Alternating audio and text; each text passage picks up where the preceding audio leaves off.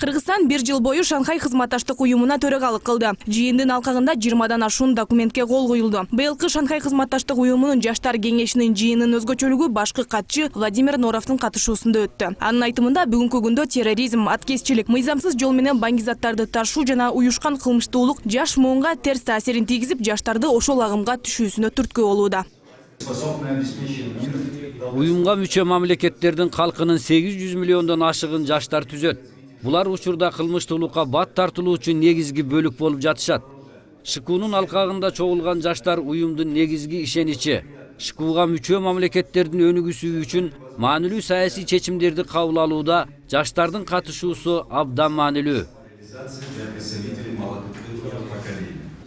Кыргыз Республикасынын улуттук бөлүмүнүн жетекчиси Таалайбек Дайырбеков Кыргызстандын ШКУнун жаштар кеңешиндеги төрагалыгынын алкагында Хайнан аралында ассамблея жыйыны өткөнүн айтты. 2009 жылдан баштап 2019 жылга чейин 70тен ашык массалык иш-чаралар, 12 жыйналыш жана көптөгөн форум, фестиваль өткөрдүк.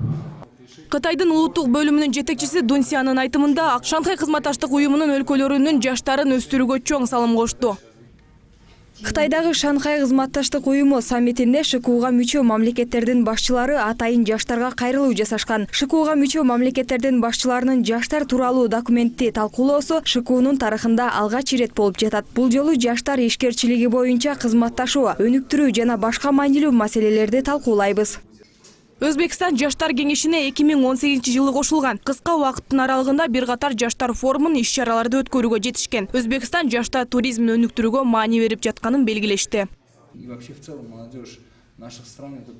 Жаштар биздин келечегибиз. Мына ушундай иш-чараларды өткөрүп, достукту бекемдеп, жаңы эшиктерди ачып, уюмдун келечегин бекемдеп жатабыз десек болот.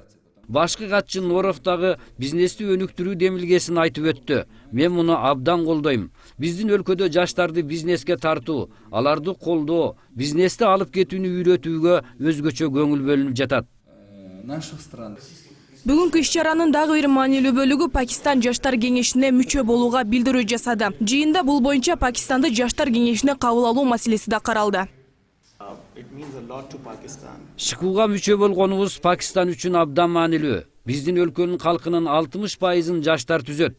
Ошол себептен жаштардын билим алуусуна негизги басымды жасашыбыз керек. Биздин өлкөнүн жаштары Кыргызстанга да келип билим алып жатышат. Бул багытта эки мамлекет кызматташып, жаштардын билим алып, тажрыйба алмашуусуна жакшы мүмкүнчүлүктөр түзүлөт деп ишенем.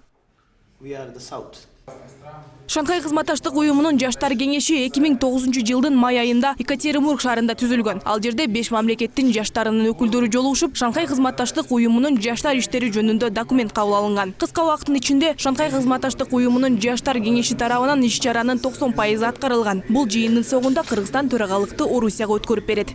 Асель Сыдыкова, Тилек Жуматаев, Ош Перим жаңылыктары.